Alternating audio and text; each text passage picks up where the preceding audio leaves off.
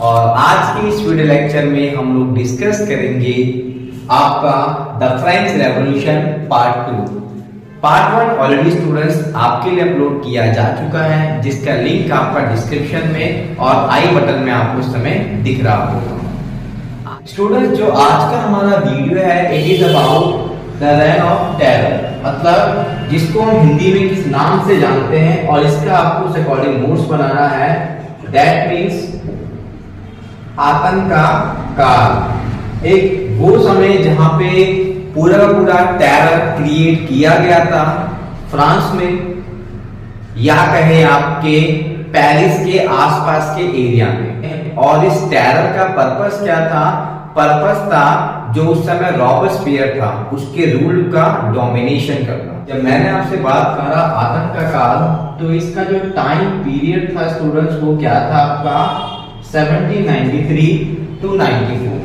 और ये है आपका फर्स्ट का एमसीक्यू जो एग्जाम में कंफर्म पूछा जाएगा, चाहे आप किसी भी स्कूल में पढ़ते हो। This terror found by the Robespierre. अब आपको स्टूडेंट्स याद होगा in class I have discussed with you about the Maximilian Robespierre के बारे में, जो मैंने आपके साथ डिस्कस किया था। मैक्सिमिलियन रॉबस्पियर है कौन? ये वो है who was also founder of,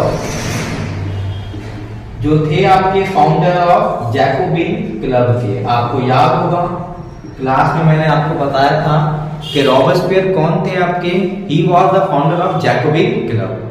और इसी ने क्या करा इस टाइम एरा में, टेरर को फाइंड आउट कर दिया कि भाई अब हमें क्या करना है फ्रांस में, अब हमें क्या करना है फ्रांस में टेरर ऑर्गेनाइज करना है, जिस पीरियड को क्या बोला गया रेन ऑफ टेरर के नाम से। Who introduced several control strictness in society।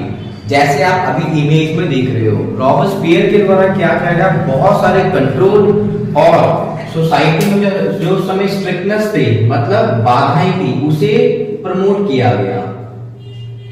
अब क्वेश्चन आपका ये बनता है whom against that, ये जो कंट्रोल्ड था और जो एक स्ट्रिक्टनेस था, मतलब जो सीमाएं बांध रखी थी और जो लोगों पे प्रतिबंध लगा रखा था, वो किसके अगेंस्ट था?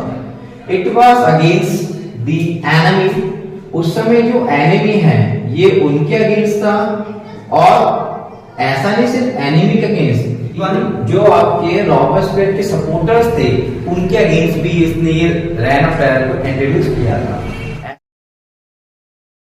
अगर कोई किसी कारण से रॉबस्पियर से असहमत है तो उनके अगेंस्ट भी इस पॉलिसी को अडॉप्ट किया जाएगा। ये वो सपोर्टर ये थे। If court found guilty they were punished by the gluten.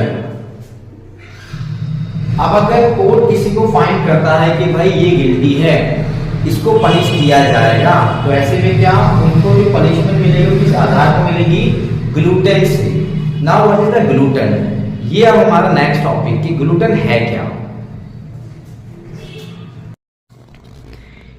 यह स्टूडेंट्स, ग्लूटेन से जब हम बात करते हैं तो ये उस समय ग्लूटेन था जिसको यूज़ किया जाता था। इस ग्लूटेन का नाम रखा गया डॉक्टर गुलेटिन के नाम पे, जिन्होंने इसको इन्वेंटेड किया था। इसका काम क्या था?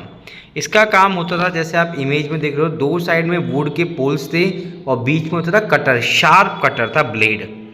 इसको ऊपर से ड्रॉप किया जाता था और यहाँ पे जो भी कल्प्रिट था उसके सर को रख दिया जाता था, उसकी गर्दन को रख दिया जाता था, और जैसे ड्रॉप किया जाता था तो वो क्या हो जाती थी आपकी बीहेडेड। तो ये एक उस समय का नया प्रोसेस था जो रॉबस्पियर के कार्यकाल में अपनाया गया था लोगों को पनिश करने के लिए।